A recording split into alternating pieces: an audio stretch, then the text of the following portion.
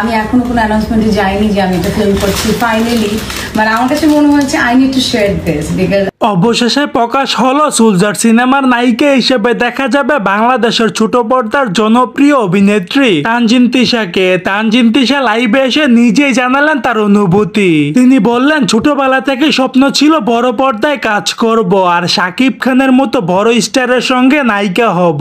আমি এখনো কল্পনাই করতে পারছি না আমি শাকিব খানের নায়িকা। দর্শক, তিনি লাইভে এসে কি বলল বিস্তারিত জানতে সম্পূর্ণ ভিডিওটি দেখতে থাকুন।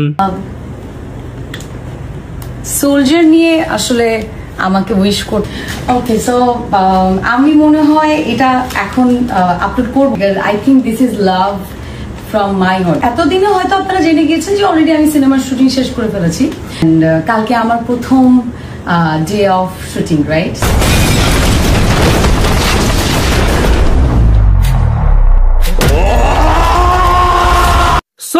দর্শক, আজকের এই ভিডিওটি এই পর্যন্ত। যদি ভিডিওটি ভালো লেগে থাকে তাহলে ভিডিওতে একটা লাইক, একটা কমেন্ট আর অবশ্যই চ্যানেলটি সাবস্ক্রাইব করতে ভুলবেন না।